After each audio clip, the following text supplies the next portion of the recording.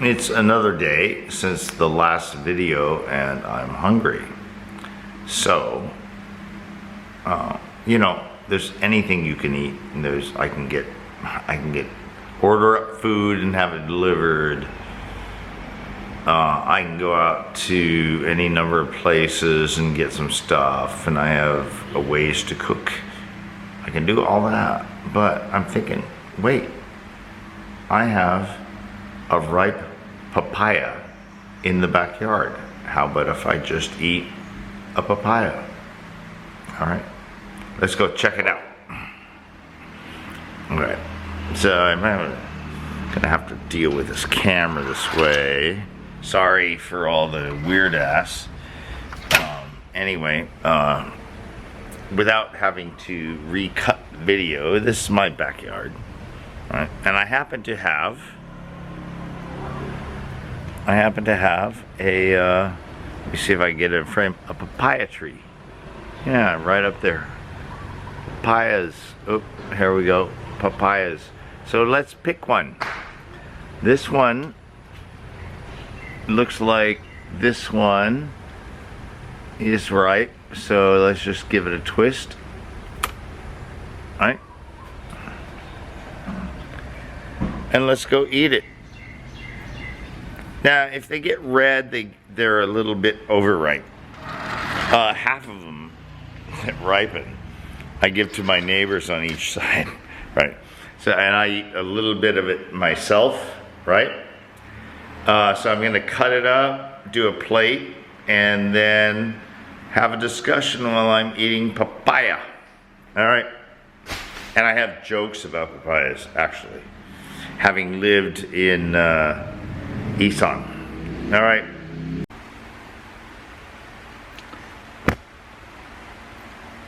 So let's cut the papaya. Fruit.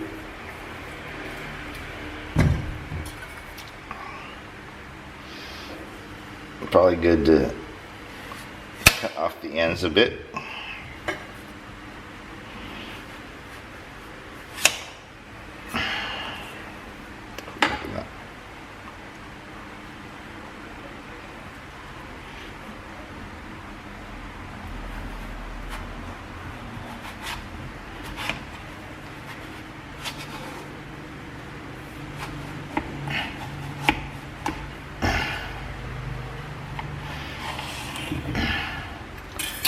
From my backyard.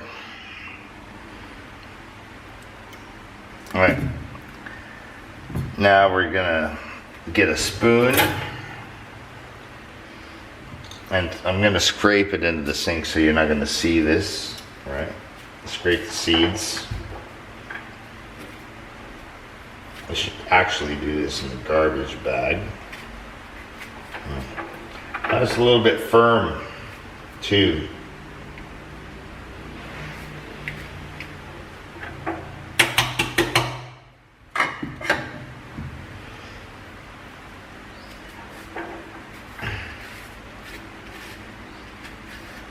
Actually, you have to do a little bit of scraping of the stuff on the inside. I didn't do this one properly.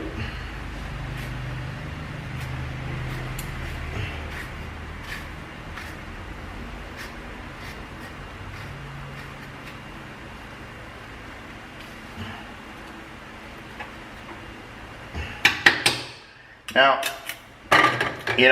a lot of times they peel them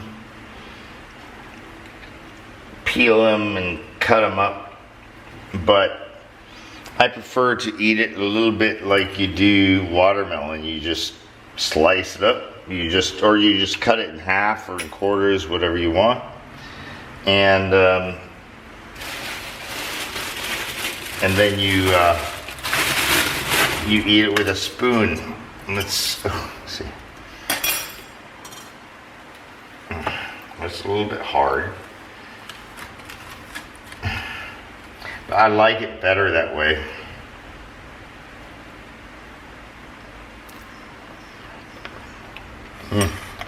Yeah. A little tough, crunchy, but sweet. All right.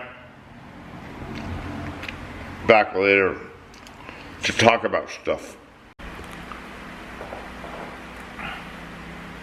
And so here we're going in the third segment.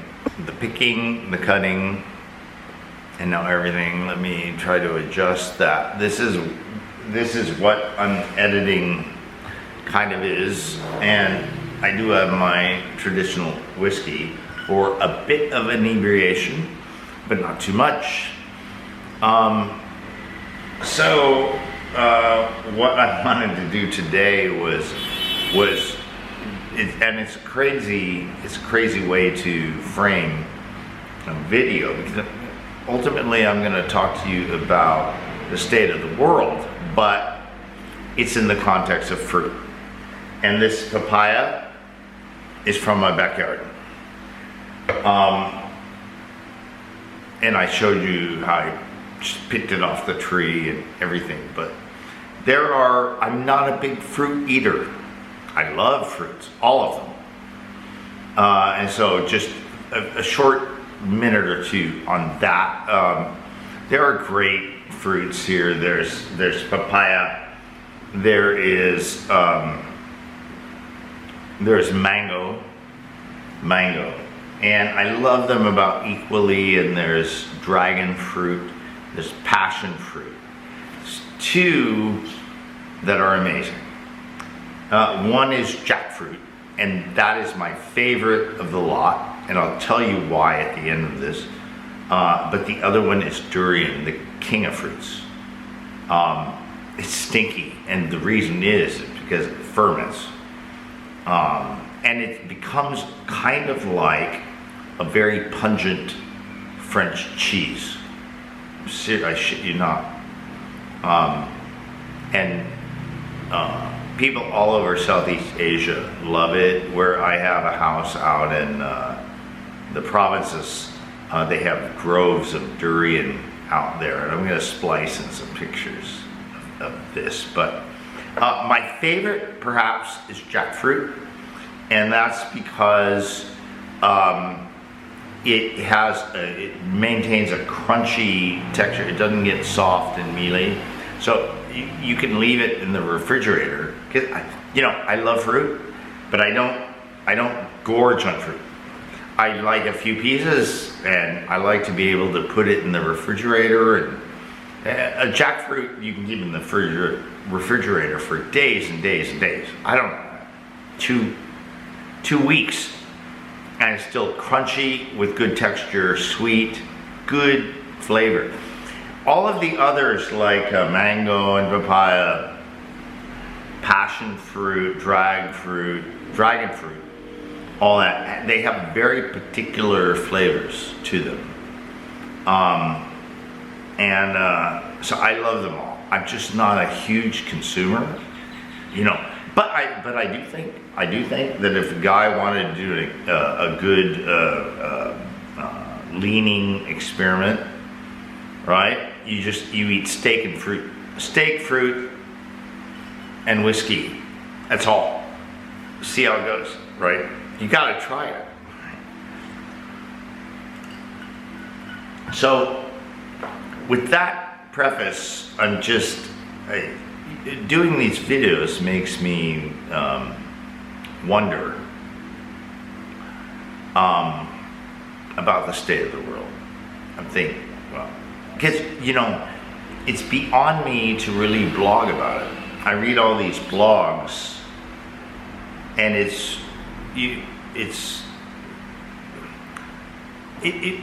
takes full form and a 10,000, 20,000 word post to even touch on it, and nobody's going to read that, all right? Especially, subscribers who pay me. You pay me to do stuff you can digest a little bit of time, either reading, and now I'm going to do videos. Still working that out. But I gotta get YouTube up to monetization, just like I have the blog. Just the numbers I have, just so you know. transparency. It had about 6,400 subscribers on newsletter, and of those, there are about 800 subscribers. 600 of those are on the free subscriber level, and 200 are on the paid, which is monthly, $6 a month, or annual, $50 a month. And I get almost no cancellations. That's what's cool to me, really. I mean, over a year now, and cancellations are few and far between. So it gives me a signal that what I'm doing is possible to have a fan base, and so I'm just worried. I'm like figuring out how to do it. But okay, let's go to the state of the world. I was thinking today about where we are now. Where are we now versus 2014? Now it's 7 years, but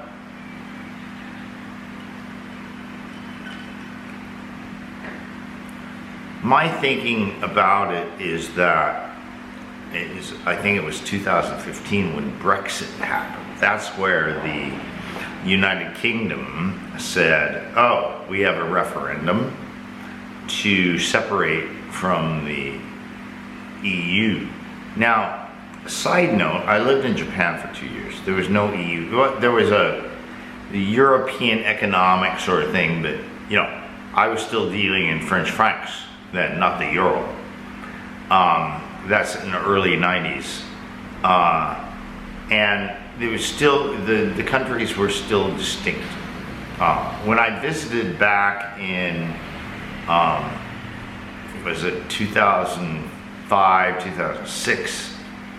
Now you have the euro, and you can freely move between countries and so on. And I truly felt something was lost when you unify the currency.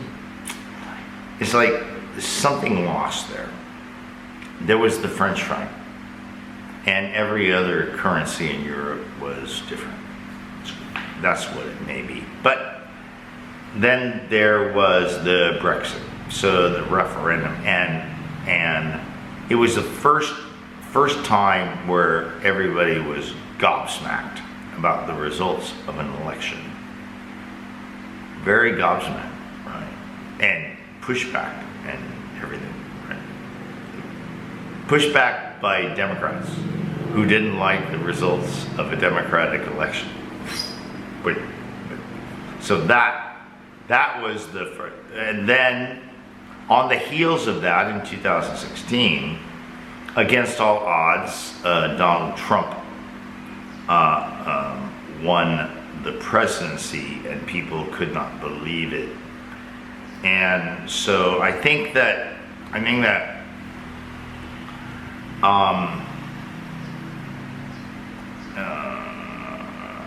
the Democrats, the social elite, the social,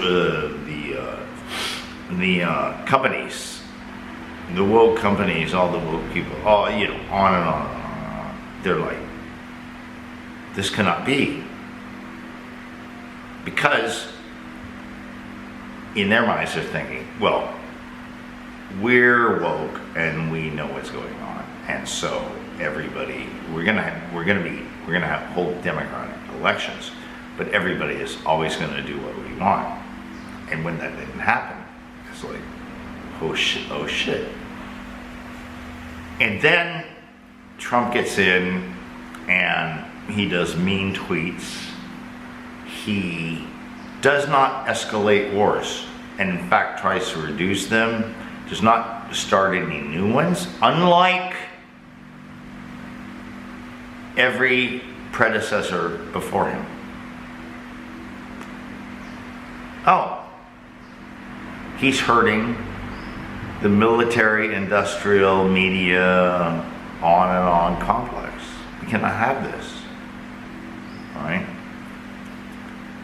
it's because it's democracy, and democracy means what the people in the know say. And so, what do you make of that? Well, what's happened is then, mean tweets and 2020 election, which was most likely fraudulent, most likely, there's a lot of evidence to suggest that it was, right? But even Republicans fell down for that, same as the mainstream media, same as Fox News, everything. So, and the Supreme Court was asleep at the wheel. And they're supposed to be the protectors of the laws and all of that, the Constitution and the laws. And I think in the Constitution somewhere it must say that an election has to be thoroughly and right and fair and stuff like that, right?